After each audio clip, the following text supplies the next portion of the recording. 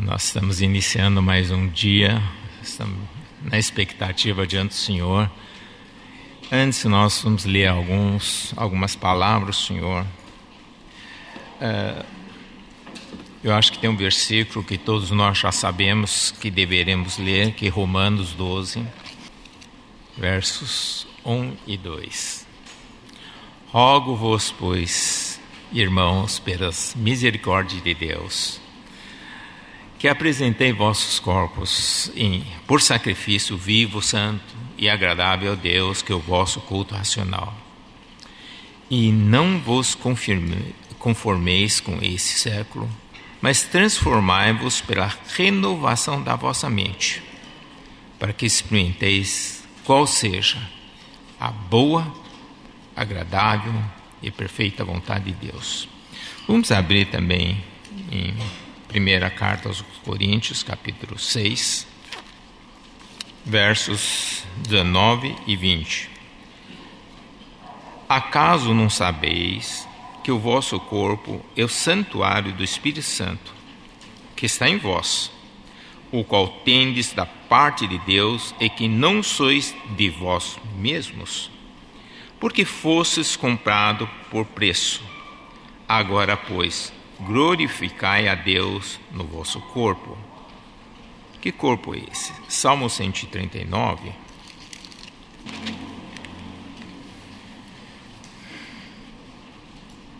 Verso 14. Graças te dou, visto que por modo assombrosamente maravilhoso me informasse. As tuas obras são admiráveis, e a minha alma o sabe muito bem. Hebreus 10, verso 5. Por isso, ao entrar no mundo, diz: sacrifício e oferta não quisesse, antes um corpo me informasse.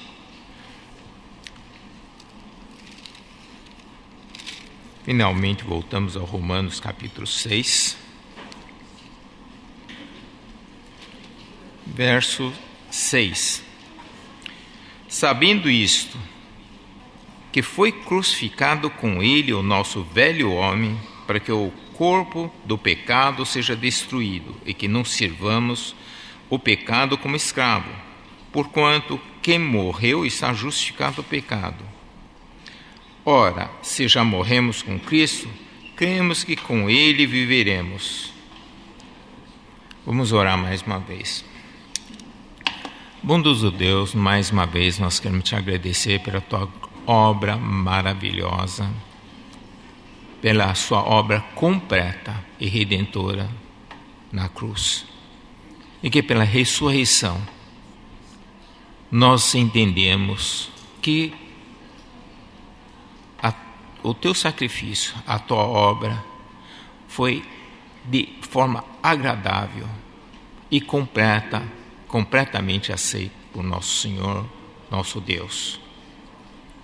E nós queremos mais uma vez estar diante de ti, debaixo da tua promessa, pedindo para que o Senhor nos dê um céu aberto, e que o teu Espírito Santo possa estar aqui, cobrindo cada um de nós, ungindo e permitindo que aqueles que vão falar, que falam, e aqueles que vão ouvir e que estão ouvindo, possa ter a clareza daqueles mistérios que o Senhor quer desvendar para cada um de nós. Queremos mais uma vez pedir que esteja conosco nesse instante. Guarde-nos em nome do nosso Senhor Jesus. Amém.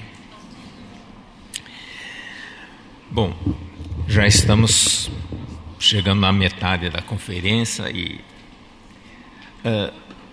eu penso que nesse momento já sabemos qual é o tema dessas sessões, né? Espero, pelo menos. E que nós estamos falando do mundo que nos cerca e provavelmente, eu não sei, não cheguei a perguntar, por exemplo, para o irmão Antonial, quantas pessoas estão assistindo simultaneamente também essa mensagem.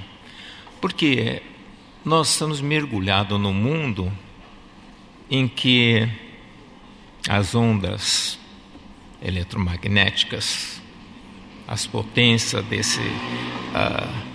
desse mundo digital, nos permite estar presente em lugares diferentes, como se estivesse presencialmente.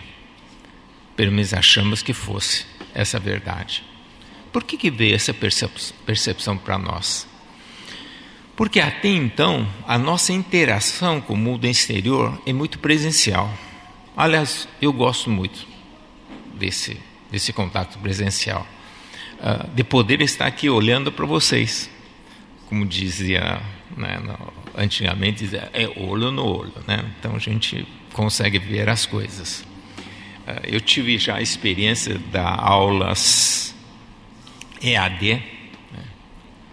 Eu não sei quantos aqui já deram aula, mas aqui eu estou muito confortável, mesmo estando câmera. Mas quando você tem que falar somente para uma câmera, não tem mais nada perto, você não sabe para quem que está falando, você não sabe da reação, né? E é super complicado. Mas sabe que todos vocês já sabem fazer isso. No momento que você liga o seu celular, no vídeo, ou mesmo sem ser vídeo, você está falando para pessoas, às vezes desconhecidas, que você também não vê a expressão da pessoa, e parece que a gente começa a agir naturalmente com isso.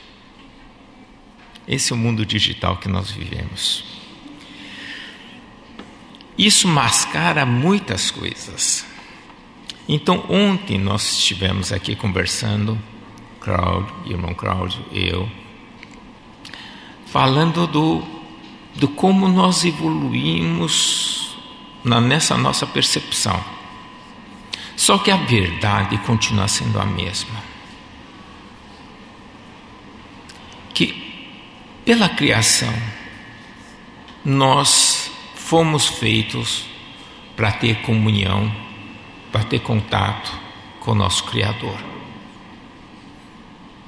E a partir do momento que o homem pecou, quando falando homem, estou falando da raça humana, caiu em pecado, nós perdemos essa habilidade de comunicar com Deus.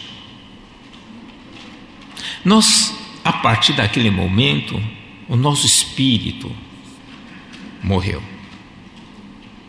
Ou nós diríamos, cessou, ou as suas funções vitais, as funções pelas quais o Senhor nos criou, deixou de funcionar, deixou de ter a sua funcionalidade.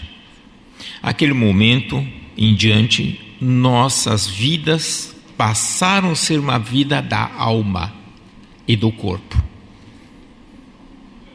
Portanto, a partir daquele momento, as interações que os homens mais se propiciaram entre as almas, entre os corpos daqui da terra.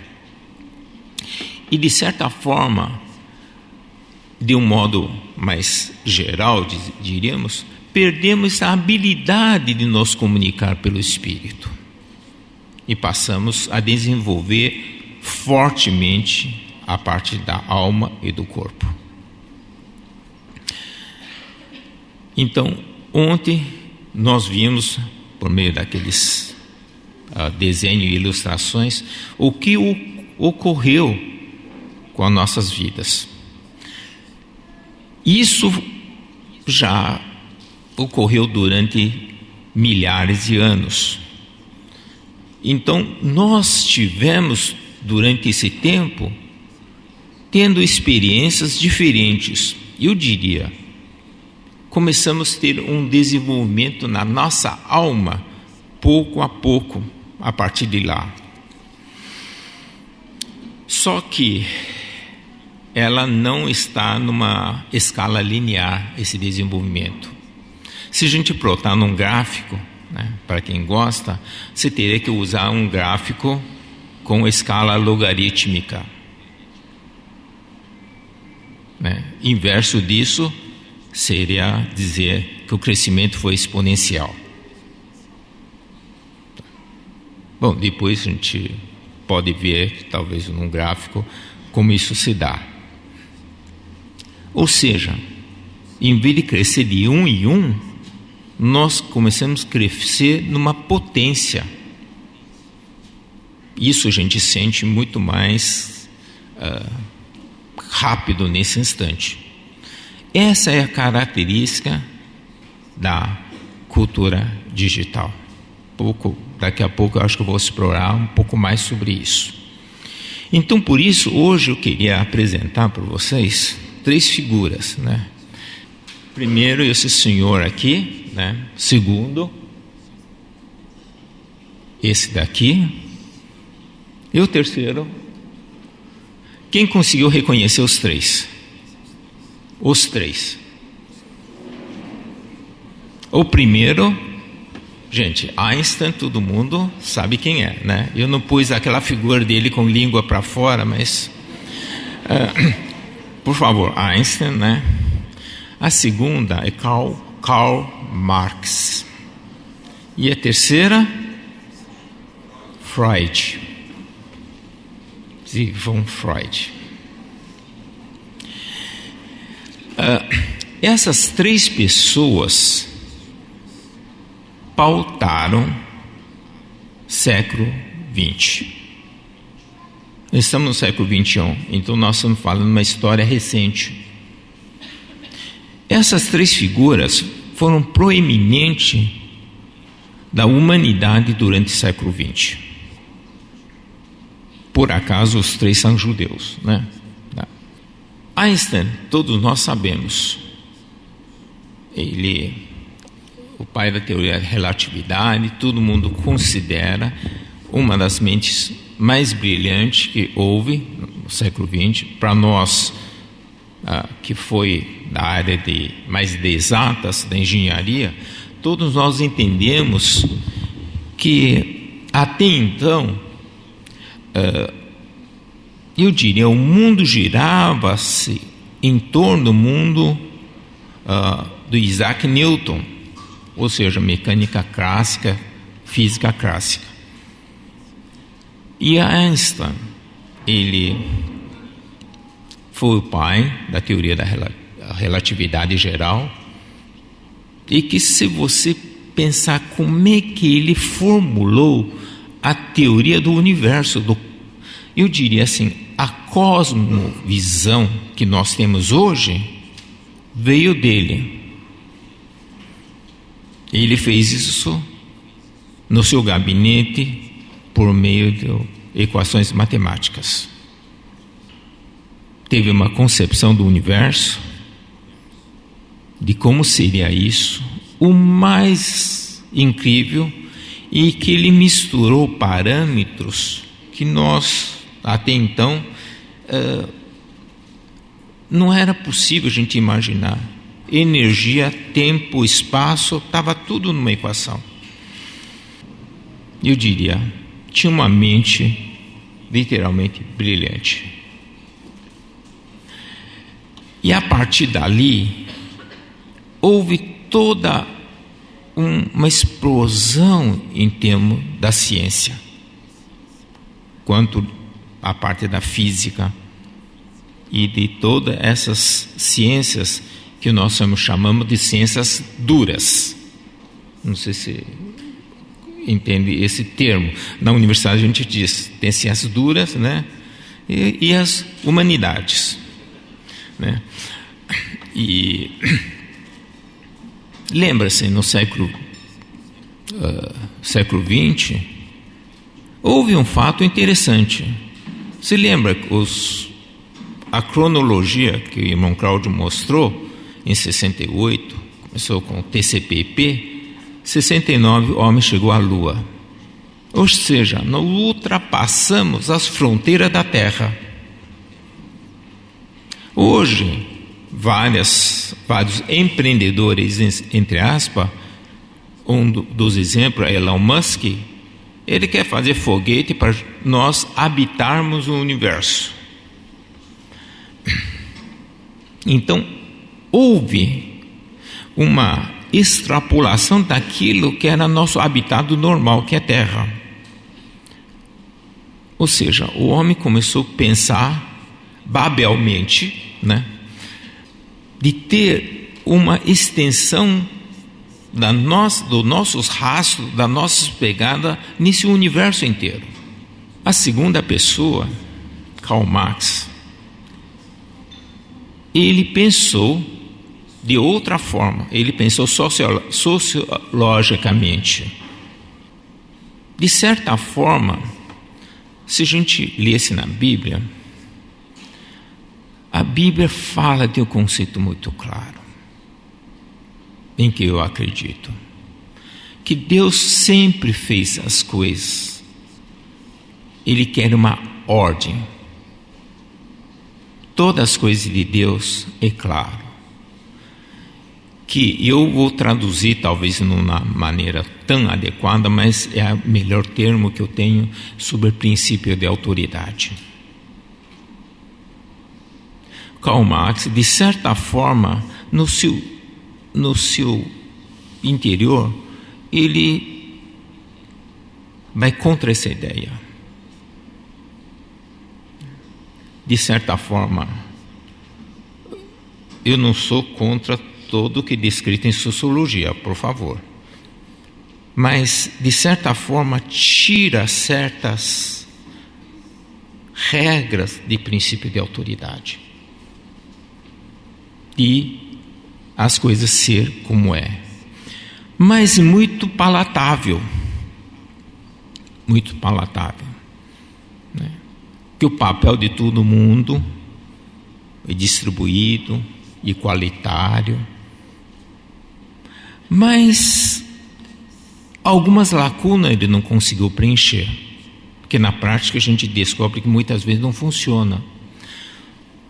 Porque quando Deus criou as coisas, criou sempre com ordem. A Terra gira em torno do Sol. Podemos tentar fazer o Sol girar em torno da Terra, mas a gente vai perceber que não foi assim que foi feito. Mas, de certa forma, é uma teoria que revolucionou o século XX, principalmente de metade do século XX em diante, e quando houve a proclamação das repúblicas. Gente, por favor, eu não prego volta de monarquia. Depois vão dizer que eu estou aqui pregando volta da monarquia. Não é isso. Mas eu estou dizendo, de repente, isso começou a pautar a sociedade. E a terceira pessoa, Sigmund Freud. A pesquisa dele, toda a teoria dele, foi para dentro do homem. Um foi super macrovisão, cosmo, um foi da sociedade, outro foi entrar na mente. Vamos prospectar essa mente, como é que funciona. Eu quero descobrir tudo que existe lá dentro.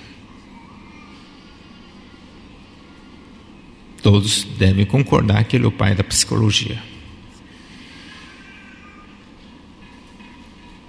E o homem tentando entender a criação do ponto de vista dele. Ele começa a destrinchar a mente.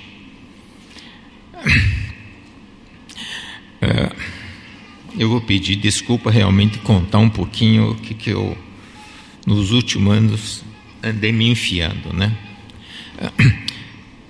Eu sou engenheiro de formação, depois fui para a área de informática, não sei o que, até que um dia eu fui para a área de humanidades, fui para fazer administração, comunicação, semiótica, essas coisas. E nos últimos anos eu entrei para estudar psicanálise. com Freud, Lacan, Kolbe, etc. Tentando entender esses três mundos e como se liga. E hoje, tudo isso se junta, por que pareça, na cultura digital. Não é tão simples. Existe uma complexidade de interação. Quando a gente fala revolução das mídias, a gente lida com as três áreas: a tecnológica, a sociológica e psicológica. As três coisas se unem. O que é mídia social? Isso é tão poderoso, que uma das últimas aulas que eu dei, um aluno fez uma pergunta para mim. A pergunta foi: mas professor, você acredita mesmo? Uma aula sobre administração, né? Ele disse: você acredita mesmo em home office? Vai funcionar assim para frente? Falei: lógico. Tem uma pessoa que se elegeu presidente fazendo home office. Ele se tornou presidente sem sair de casa. Impensável no passado. O poder das mídias, aliado ao conhecimento sociológico e psicológico,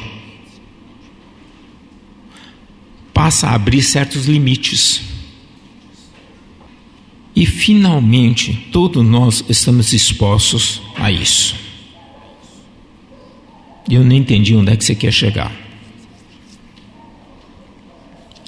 E que nós ontem falamos sobre conversão. Conversão do nosso espírito. E eu vou ainda ter que voltar a falar isso. E eu vou falar dos três componentes: da consciência, da intuição e da comunhão. Eu espero que eu consiga tempo até final, no domingo, terminar toda essa parte da área do espírito. Mas hoje o tema, na verdade, seria o corpo, né? Mas eu queria que você entendesse, só que na parte da alma, nós temos emoções, nós temos nosso intelecto e nós temos nossa vontade. Os três componentes. Quando a gente fala de cultura digital, na verdade, estamos sendo desafiados na nossa parte da alma. E em especial na área da mente. Claro, vontade e emoção estão juntos. Então, hoje, a grande batalha é a Terceira Guerra Mundial. Vai se travar aqui dentro. Já está sendo travado. Por quê? Porque pela conversão, nosso espírito foi tocado. Só que Deus agora disse: durante anos nós somos contaminados na nossa área da alma e do corpo. E eu preciso desintoxicar isso. E eu preciso ensinar os meus princípios para vocês. Só que a invasão externa à nossa alma é feroz.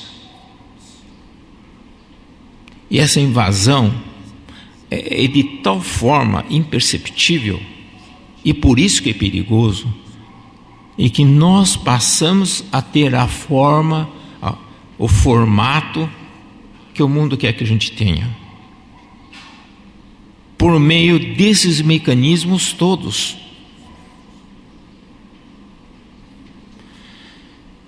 E como é que a gente pode sair de dentro para fora? Pelo que o Senhor nos dá. Aqui parece ter uma blindagem.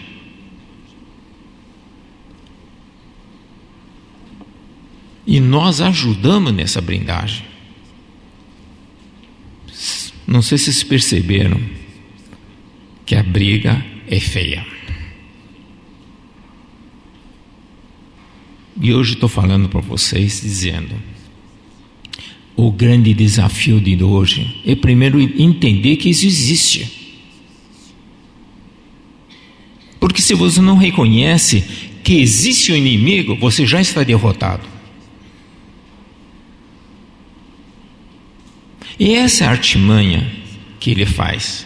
Lembra-se que nós falamos dessa constituição no corpo do ser humano? Espírito está mais no interior. Qual é a hierarquia que Deus quer? Quer, primeiro, que o espírito domine sobre a alma e a alma domine sobre o corpo. Qual é a tática do nosso inimigo? Inverter essa pirâmide. Ele quer que o nosso corpo mande na alma e a alma no espírito. É como se não estivesse espírito. Foi muito fácil levantar hoje cedo, certo? Geralmente não é. E o corpo dizendo: não, mais um pouco.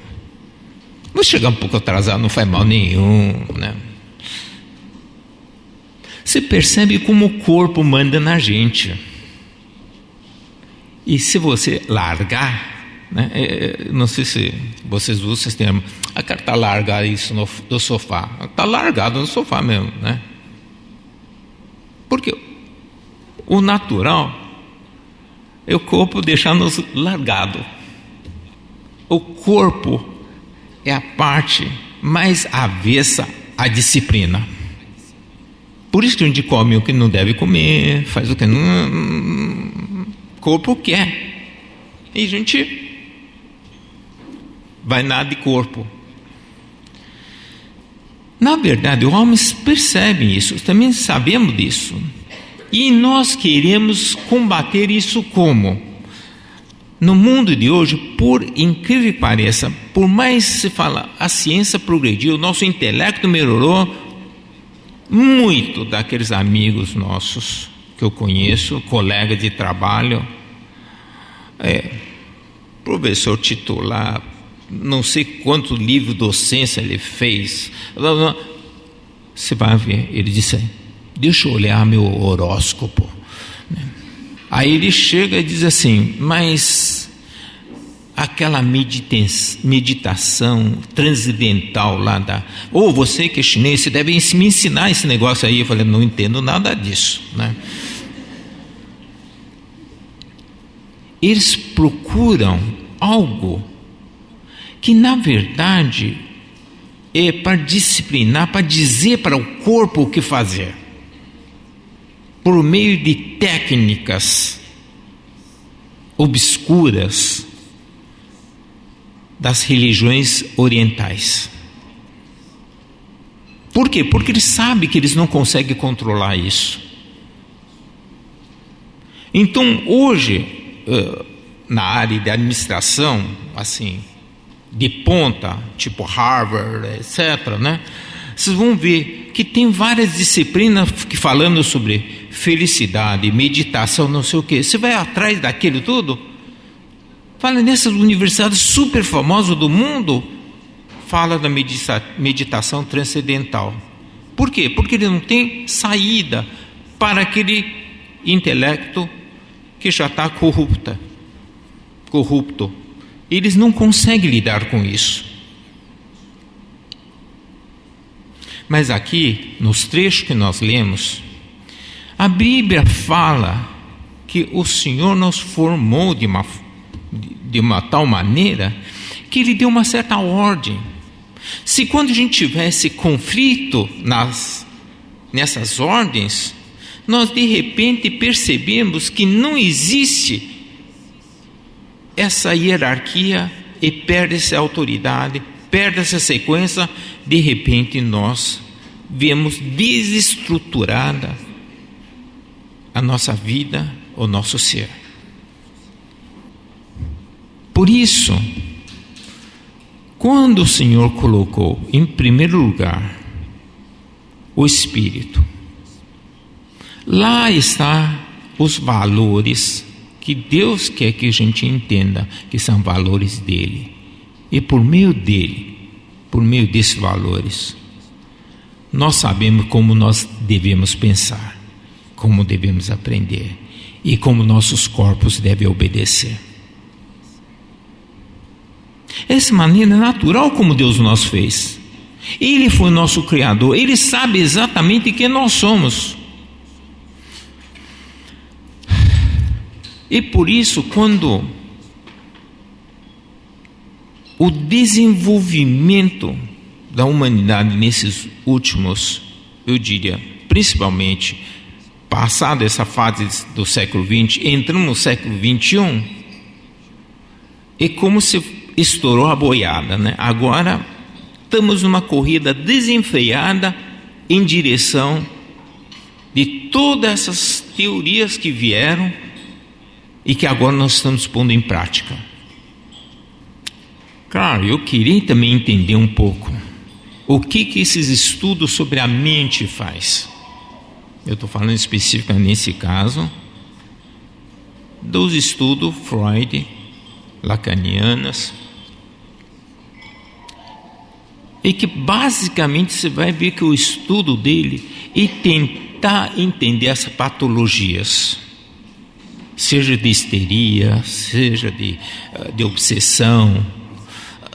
Vocês vão perceber que eles querem destrinchar essas coisas. Para quê? Para ter poder sobre elas. Porém, desligado de Deus. Nós queremos ser senhores dos nossos cérebros. Nós queremos justificar por que fazemos errado, por meio dessas teorias. Nós queremos achar razão por que fazemos isso. E eu sei que estou num terreno meio perigoso, mas eu não posso deixar de alertar que as descobertas, seja de medicina, seja de psiquiatria, seja de psicanálise, eles podem ajudar. Porém, nós temos de entender quais são os princípios de Deus. Por isso, eu não posso dizer que as leis de física tá levando a gente para outro lado, não quero aprender. Não, eu sou estudante de ciência. Quando aparece um novo software, eu vou lá aprender. O problema não está nisso, o problema está a motivação atrás disso. Sou eu que quero ter domínio, ou nós queremos que Deus tenha domínio sobre isso? Mas também não quero me omitir a desconhecer nada disso e não saber fazer uma interlocução quando a gente precisa conversar com as pessoas que não conhecem o Senhor. Por isso, nós temos de entender em que ambiente, meio ambiente nós vivemos. Esse ambiente continua sendo sempre foi essa, em que no projeto de Deus, quem tem que ser Senhor de tudo? É o Espírito. E por quê? Porque Deus nos fala ao Espírito. E isso vai nos dar o entendimento. E depois vai nos pautar como nós agimos com o nosso corpo. Portanto, a grande batalha se dá aí, na emoção, mente e vontade. Não sei se eu vou conseguir chegar a esses 3 pontos. Eu quero primeiro falar um pouquinho só a mais sobre o corpo. Por quê? Eu penso que tem um passo anterior ainda, né? Cada vez me lembro. que quando nós convertemos, nós normalmente dizemos que fomos salvos. Mas a Bíblia diz para nós, para que nós possamos desenvolver nossa salvação. Isso está em Filipenses 2,12. Assim, pois, amados meus, como sempre obedecesse, não só na minha presença, porém muito mais agora, na minha ausência, desenvolver a vossa salvação, temor e tremor. O conceito que eu queria trazer aqui é que na conversão nós costumamos dizer: estou salvo. Perfeito, não tem nada errado, é isso mesmo. Só que Paulo aqui fala que nós devemos de desenvolver a salvação. Então nós temos salvação, porém não temos a salvação. Quer dizer que o que está de errado aqui? Porque Ele nos deu a salvação, é verdade. Nosso espírito fomos vivificados.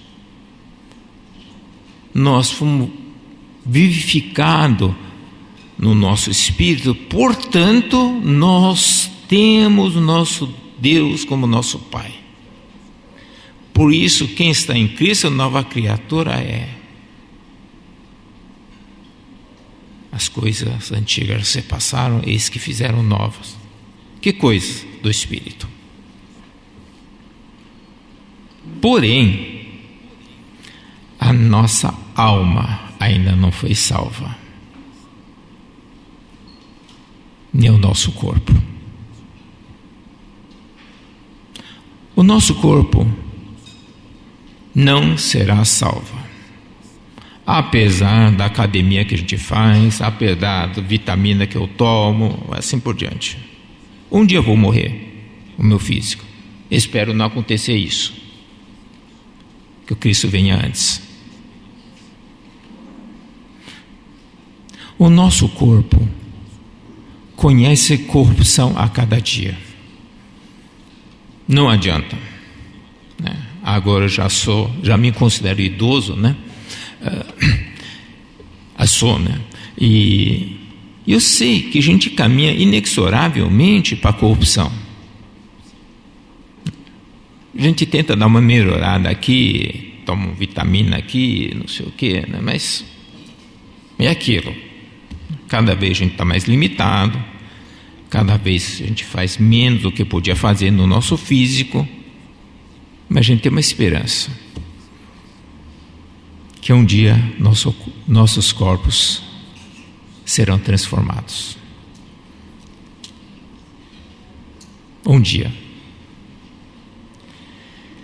Quem quiser ler isso, está no 1 Coríntios 15, 52, 2 Coríntios 3, 18, né? Eu não vou ter tempo de ler isso, que ao tocar a última trombeta, todos nós seremos, né, arrebatados, os que estão aqui e os mortos serão ressuscitados num novo corpo celestial. É a redenção do corpo e a salvação do corpo mais tarde. Então o que é desenvolver a salvação?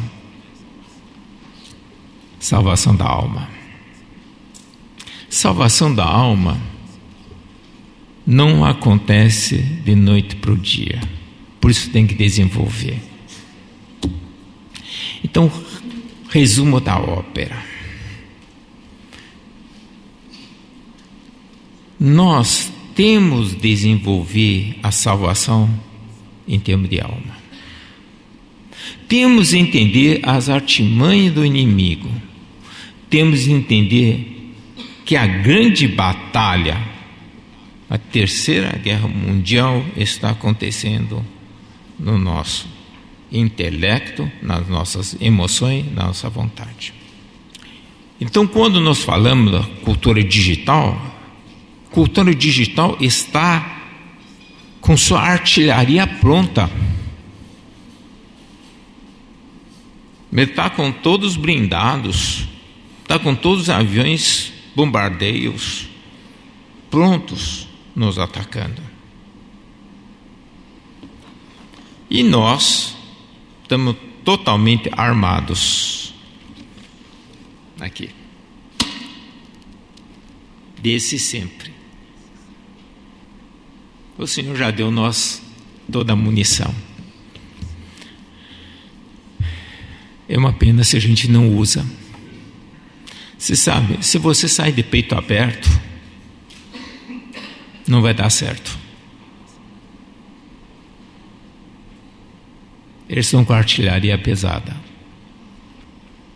Quais são as suas armas?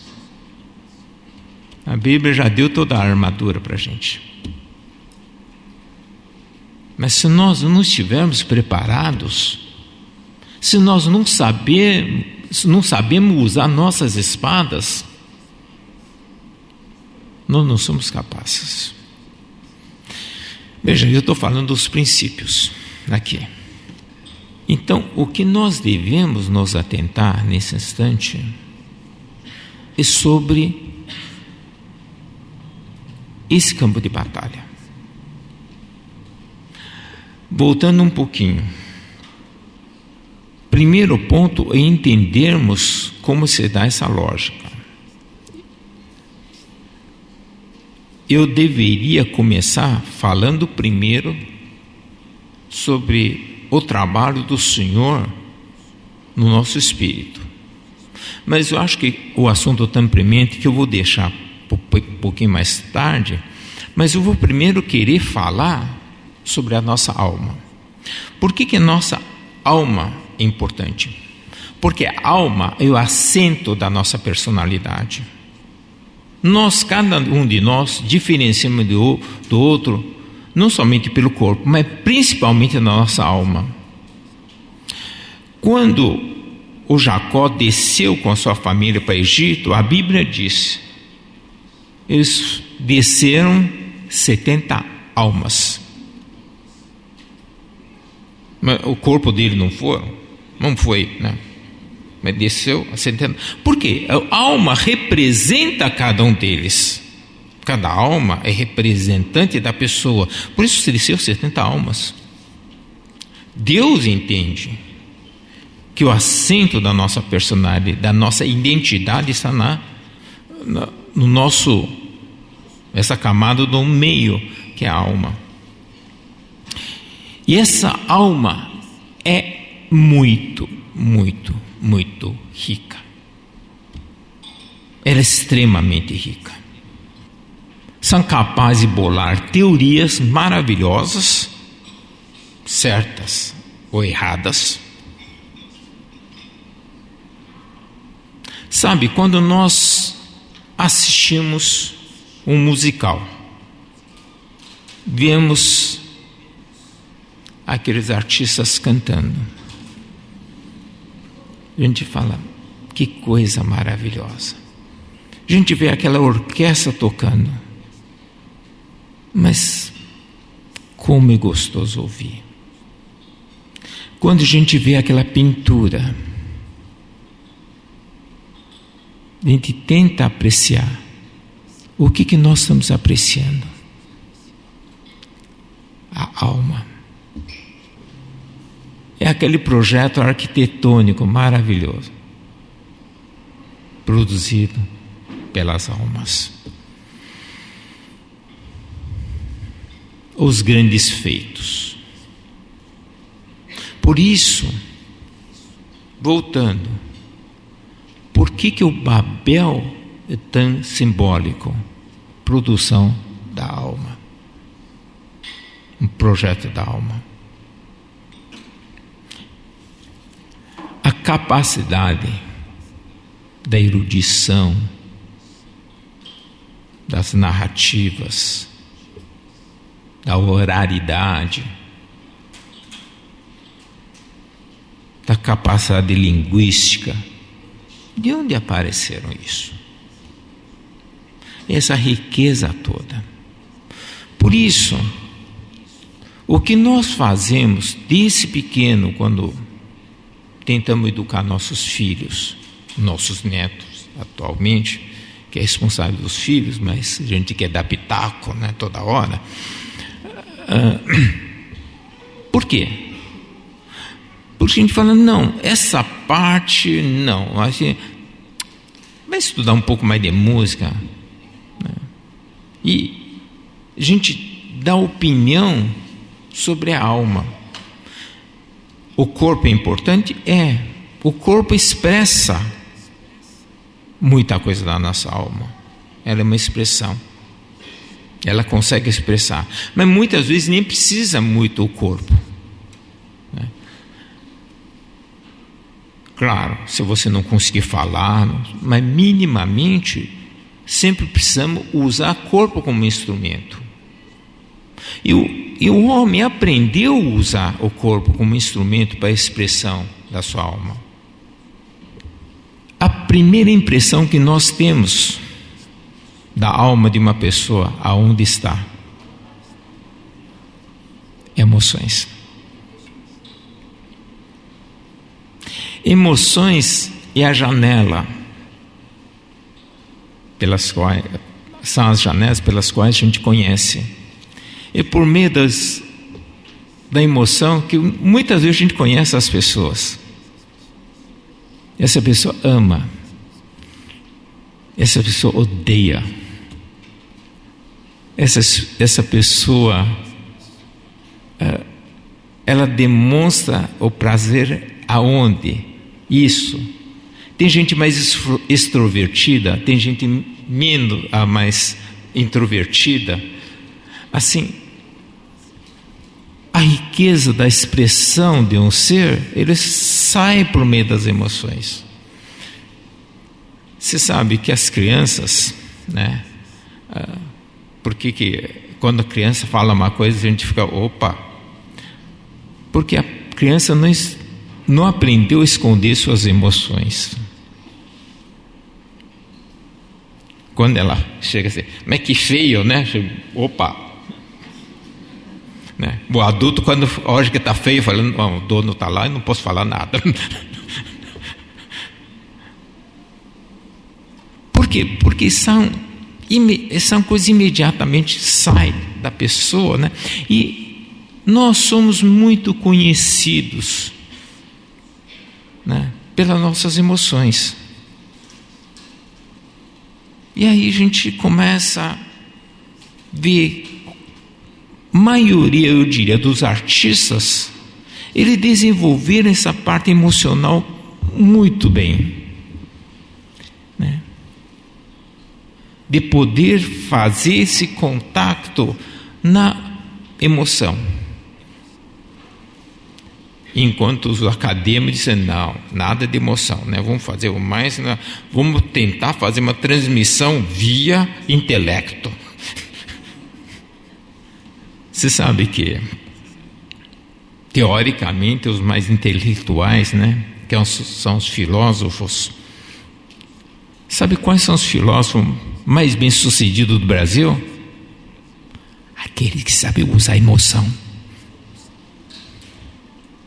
Eu não vou citar o nome dele, porque eu não vou fazer propaganda, mas vocês devem saber. Eles sabem usar a emoção para transmitir intelecto. Esses são os mais bem-sucedidos. Por isso, um líder carismático é um líder que usa muito bem as suas emoções. Qual é o grande problema? Essas emoções não estão debaixo do controle do espírito. Portanto, toda essa riqueza, em vez de ser usada para as coisas do Senhor, ela muitas vezes está sendo usada para quem? Primeiro para mim. Eu. Só que a gente não sabe que muitas vezes quem controla a mim é o inimigo. E acabamos dando glória ao nosso inimigo. Mas uma área que nós temos dificuldade de lidar. Por quê? Porque ela às vezes explode Nossas emoções são como um vulcão. A gente quer controlar, mas de repente... Porque durante anos, quem controlou essa parte, quem dominou essa parte, foi o nosso inimigo.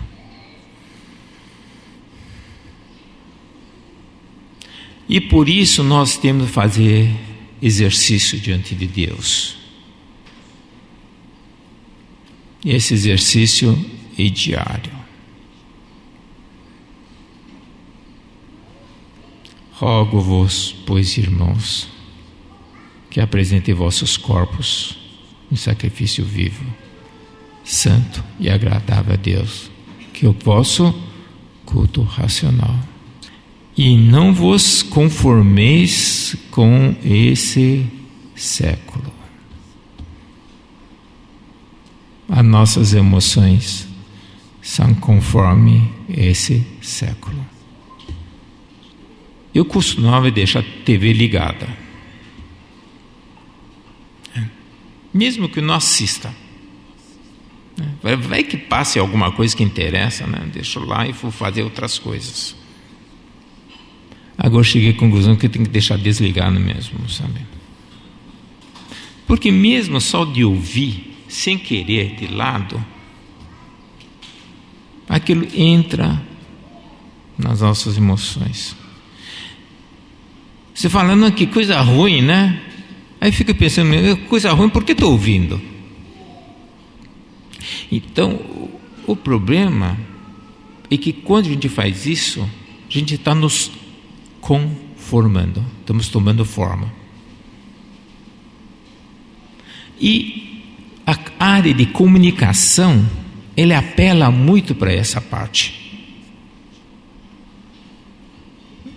Claro, sem querer, no meu WhatsApp pipoca as memes, né? E eles te provocam porque são engraçados, mas não diria às vezes, sempre atrás das memes tem uma mensagem, de um jeito ou de outro. Quando chega no fim, você fala, quis dizer isso ou quis dizer aquilo. Eu diria, muito difícil você não ter contato. Mas como você filtra isso? Porque por isso que esses 2 versículos são tão importantes. E são filtros que nós devemos desenvolver para que isso não penetre nossa alma. Para que a gente crie uma blindagem para que isso não chegue. Nós temos outro dono aqui dentro. O que nós temos que fazer é daqui para fora, não de fora para dentro.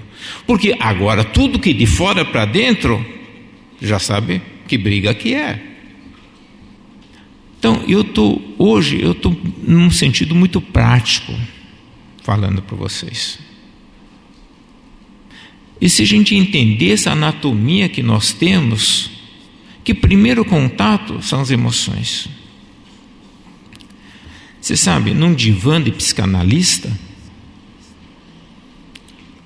ele sabe que esses são sintomas. Eles fazem aquilo que chama associação livre. Então as pessoas vão falando. Nas primeiras sessões do psicanalista, ele não te dá muita recomendação, ele deixa você falando. Ele sabe o que você vai falar no início, é só a parte de emoções, mas ele quer entrar mais lá dentro. Ele fala, vai falando, uma hora você fala o que está na alma mesmo. Então, essa primeira parte é manifestação do que tem lá fora, tem lá dentro. Significa, para curar essa parte de fora, você tem que entender o que está lá dentro.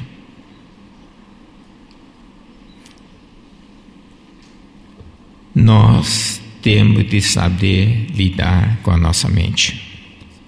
O campo de batalha está na mente. aquilo que você lê, que você estuda, que você rumina, que você mastiga. Isso sim, no final vai pautar suas emoções. Salmo 1. Bem-aventurado o homem que não anda no conselho dos ímpios, não se detém no caminho dos pecadores, nem se assenta na roda dos escarnecedores.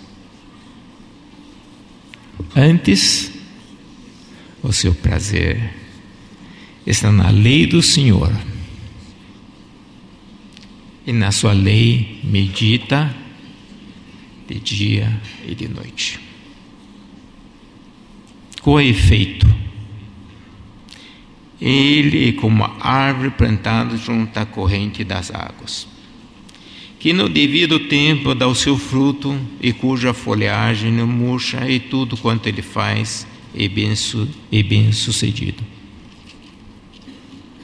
No devido tempo dará fruto. Nós estamos na época da geração do fast food.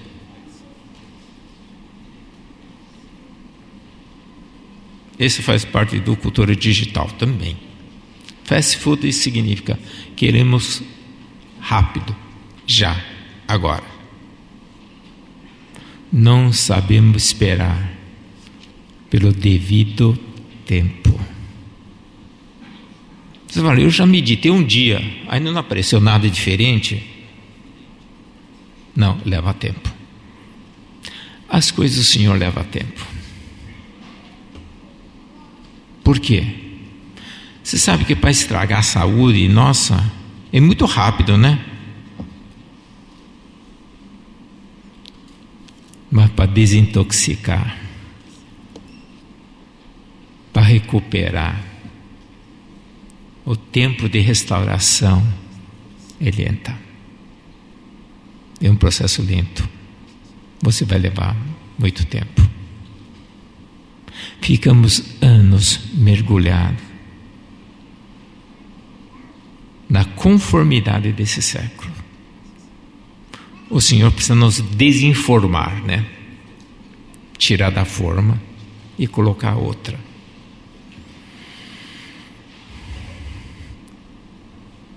Se você continuar na roda dos escarnecedores, não vai dar certo. Você tem que gastar tempo na meditação, de estar com Ele. E se não conformar com esse século. Esse é um passo lento, que o Senhor vai querer tratar com a nossa alma. Então eu peço realmente para os irmãos gastar esse tempo.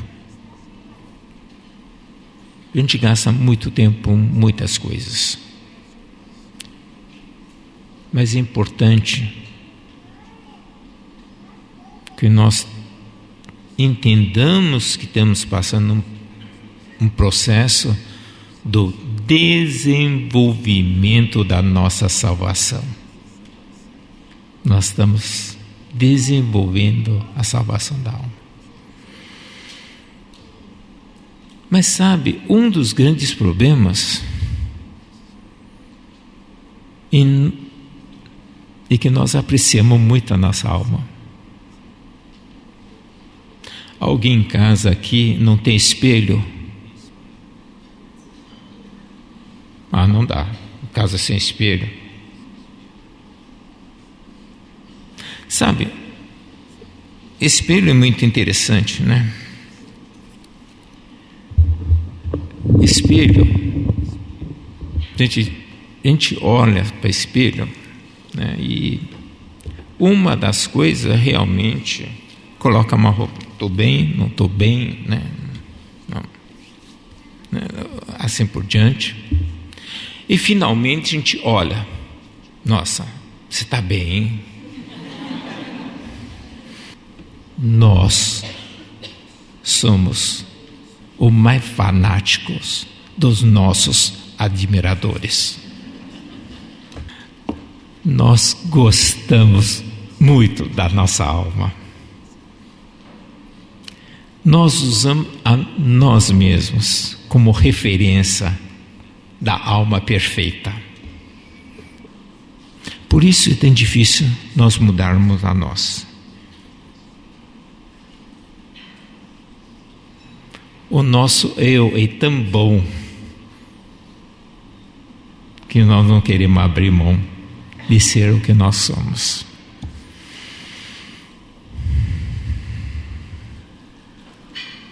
Depois eu vou falar mais sobre espelho, mas de qualquer jeito, nós temos de entender que nossa alma é corrupta. Por isso Paulo, no final da sua vida, ele declara, porque no começo ele disse que ele é menor dos apóstolos, né? Nós já começamos essa mensagem, né? Menor dos apóstolos, né? E depois ele é menor dentre os santos. No final da vida ele disse: eu sou o pior dos pecadores, que em mim não habita bem nenhum. Enquanto nós não chegarmos à conclusão que nós não habita bem nenhum, nós não conseguimos sair do lugar onde a gente está. Porque a gente não vai fazer a força para mudar. Eu sou tão bonito, eu sou tão bom, eu sou tão não sei o que, para que eu vou mudar? Esse que é o grande problema. Nós temos de entender que nós não habita bem nenhum. Nós temos de tomar essa decisão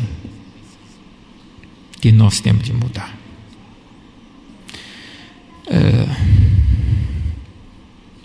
Penso que esse tópico é um dos tópicos centrais da nossa mensagem. É batalha da alma. É mudança da nossa alma. Tem esses três componentes, mas o principal é a mente. É a mente onde nós recebemos a informação, processamos as informações, retemos ou descartamos. E o que a cultura digital faz? Ele vem com a Big Data em cima da nossa mente. São tantas informações filtradas. Nos bombardeia. Toma o nosso tempo e nos leva para o caminho que o mundo quer que a gente vá. Eu penso que, acima de tudo isso, nós temos de exercer realmente uma vigilância constante sobre tudo isso que nos chega. Por isso, entenda, ele não é um ato imediato. A salvação é. A salvação, a gente tomou decisão, somos salvos. Quando nós os aceitamos como Senhor, o Senhor e o Salvador das nossas vidas, nós somos feitos filhos de Deus. Mas a partir dali, é só o começo. Aí é um processo. Se você não se engajar dentro desse processo, toda aquela alegria de salvação que você tinha no início se perde. Por isso o mandamento do Senhor é que a gente prossigamos no desenvolvimento da nossa salvação. Penso que esse assunto é tão vasto, porque a gente tem que entender o porquê e o que. Ontem o irmão Cláudio começou a descrever desse capítulo 1 até capítulo 8 de Romanos, o Paulo durante esses 8 capítulos, descreve como é o mundo e aonde a gente está.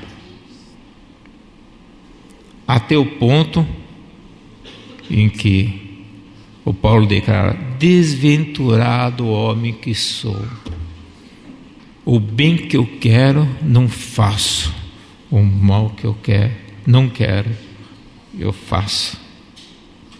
Quem livrará de mim essa morte? Significa o sentimento que Paulo tem é um sentimento de morte dentro dele. Essa luta, ele disse: o que eu faço? Mas ainda bem que ele tem a frase seguinte: mas graças ao nosso Senhor. Sabe o que quer dizer isso? Não conseguiríamos fazer com as nossas forças. Por mais forte que você seja, você é mais fraco que nosso inimigo. Mas graças a Deus, Ele é mais forte. Por isso, a nossa vida de dependência ao nosso Senhor é diária. Não é uma coisa que você faz uma vez e acabou.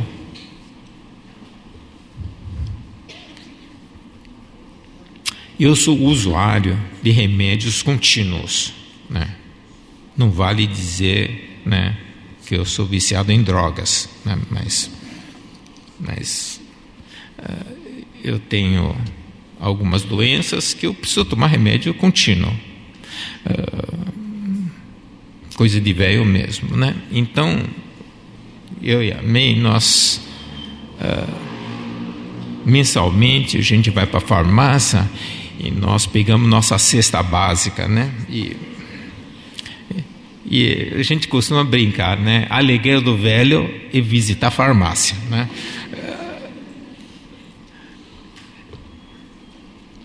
E quem toma remédio contínuo sabe disso. Você tem que tomar aquela dose todo dia.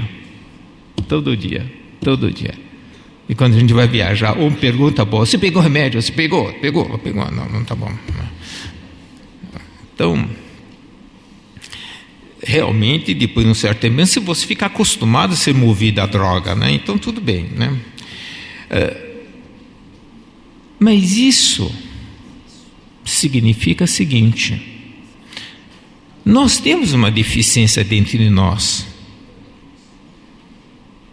Nós fomos invadidos durante esse tempo pelo inimigo. E nós só vamos suplantar isso se diariamente a gente vem aqui e tem um reforço do Senhor. E nós vamos reconquistar o terreno de tempo em tempo. Gente, pode não ser uma boa notícia. Todos nós queremos. Tem um remédio aí que toma uma vez e nunca mais precisa tomar? Não, é porque nosso corpo continua, nossa vida continua, e a gente precisa estar diariamente com o Senhor.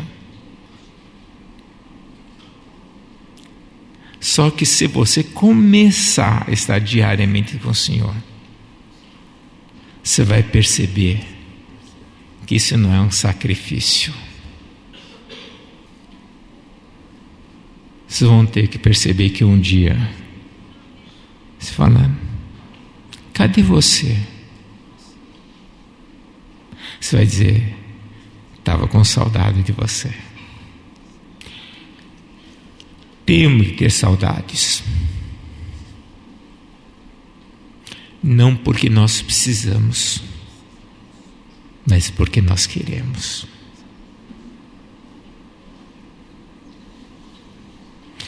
Vai chegar um dia, que bom que nós podemos conversar. Que bom ouvir de você.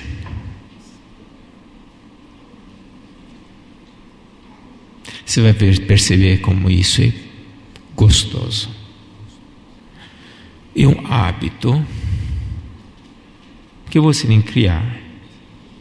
Mas depois do tempo, deixa de ser hábito, passa a ser um prazer.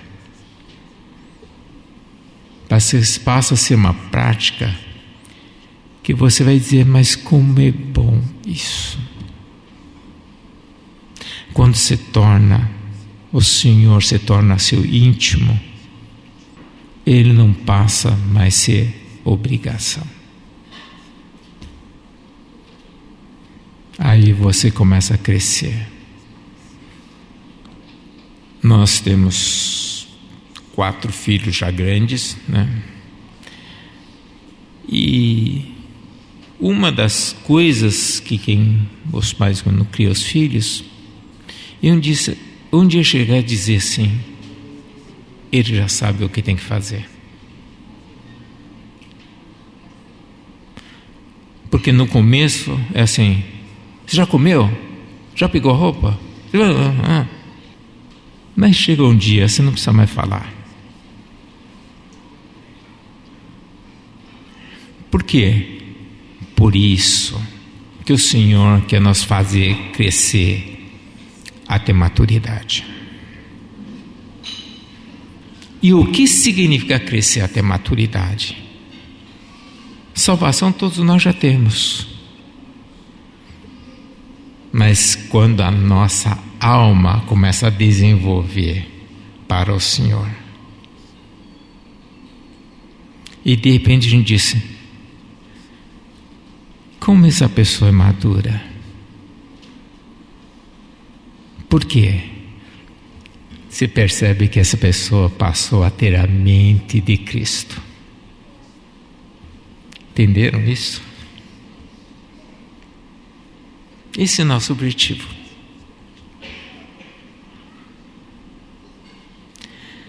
Bom, eu não vou continuar, senão o Cláudio não vai ter mais tempo, então eu vou ter que parar por enquanto. Mas nós vamos continuar à noite, tá bom? Vamos orar. Obrigado, Senhor, por esses momentos que nós tivemos. Que Tu possas falar para nossos corações, Pai. Continua falando. Abençoe cada um de nós agora. Fique com o próximo tempo que nós temos. Guarda-nos. E Te louvamos e agradecemos em nome do nosso Senhor Jesus. Amém.